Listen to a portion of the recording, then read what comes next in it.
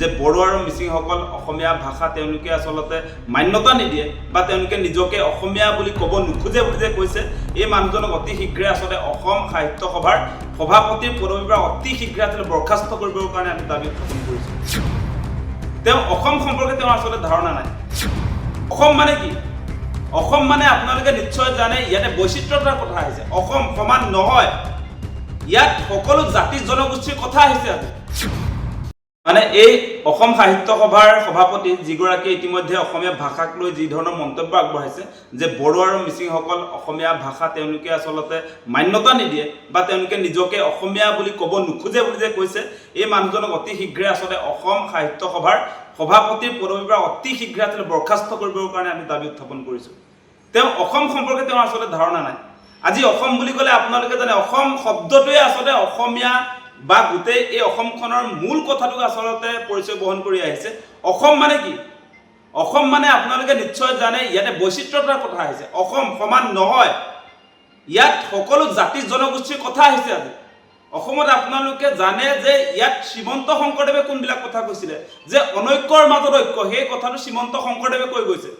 ইয়াত বিভিন্ন জাতি জনগোষ্ঠী যে অসমত বসবাস কৰি আহিছে, ইয়াত মিচিঙে হওক, বড়োই হওক, ৰাভাই হওক, তিৱাই হওক, কোচে হওক, কলিতাই হওক, ডিমাচাই হওক, যোনেই নহওক, এই যে আমাৰ বিভিন্ন জাতি জনগোষ্ঠীৰ বৈচিত্ৰতাটো যে আছে, সেই কথাটোকে আজিৰ দিনটোলৈকে বসন্ত গোস্বামী নামৰ মানুহজনে বুজি পোৱা নাই। ইয়াত 600 বছৰ আগতে আমাৰ মহাপুৰুষ শ্ৰীমন্ত শংকৰদেৱে যিখন সমাজ ব্যৱস্থা প্ৰতিষ্ঠা কৰিব খুজিছিলে, সেই 600 বছৰ আগতে যি আচলতে শ্ৰীমন্ত শংকৰদেৱে আমাক দেখুৱাই থৈ গৈছিলে, যি আদৰ্শ প্ৰতিষ্ঠা কৰি থৈ গৈছে, তাৰ বিৰুদ্ধে আজি অসম সাহিত্য সভাৰ সভাপতিজনে অৱস্থান কৰিছে। আজি অসমীয়া ভাষা মিচিংসকলে নকয় বুলি কৈছে। তেওঁ এইটো কেনেকুৱা ধৰণৰ কথা কৈছে?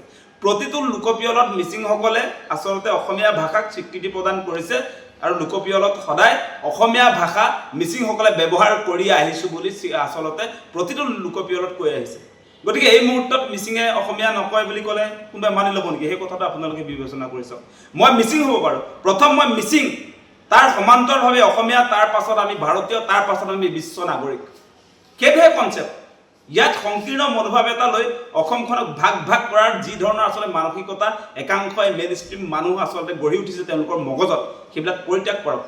আজি আপোনালোকৰ নিচিনা মানুহৰ কাৰণে এই মেঘালয় আৰু অৰুণাচল প্ৰদেশ আমাৰ পৰা ছেপাৰেট হৈছে। আপোনালোকে কৈছে, সেই সময়ত আপোনালোকৰ নিচিনা একাংশ মানুহে কৈছে যে অসমীয়া ভাষাহে ব্যৱহাৰ কৰিব পাৰিব। নিজৰ যি আচলতে নিজৰ জাতিটোৰ যিটো ভাষা, সেই ভাষাটো পৰিত্যাগ কৰিব লাগে। সকলোৱে নিজৰ নিজৰ মানে স্বকীয়তাটো পৰিত্যাগ কৰি অসমীয়া হ'ব লাগে বুলি যিটো কৈছে, তেতিয়া অসমৰ পৰিচয়টোৱে নাথাকিব দেখোন। ডাইভাৰ্চিটি যিটো কথাটো কৈছে, এইটো বহুত ডাঙৰ বিষয়। আপোনালোকে ঢুকি পাইছে নাই নাজানো। বৈচিত্ৰতা বস্তুটো যদি বুজি নাপায়, তেনেহ'লে অসমীয়া আপুনি কেনেকৈ হ'ল?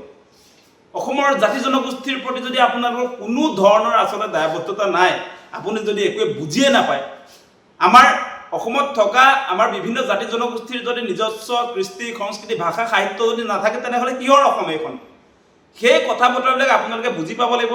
তাৰ সমান্তৰালভাৱে আমি এটা কথাই ক'ম, অসম সাহিত্য সভাৰ নিচিনা মজিয়াত থাকি এগৰাকী সভাপতি বসন্ত কুমাৰ গোস্বামীয়ে যি ধৰণৰ মন্তব্য আগবঢ়ালে যোৱাকালি বড়ো আৰু বিশেষকৈ মিচিংসকলক টাৰ্গেট কৰি, এই কথা কোনো কাৰণতে আমি সমৰ্থন কৰিব নোৱাৰোঁ। গতিকে আমি পুনৰ দাবী উত্থাপন কৰিছোঁ, এই মানুহজনক অতি শীঘ্ৰে অসম সাহিত্য সভাৰ সভাপতিৰ মজিয়াৰ পৰা তেওঁক বৰ্খাস্ত কৰিব লাগে। সেইটো স্পষ্ট কৰি দিছোঁ।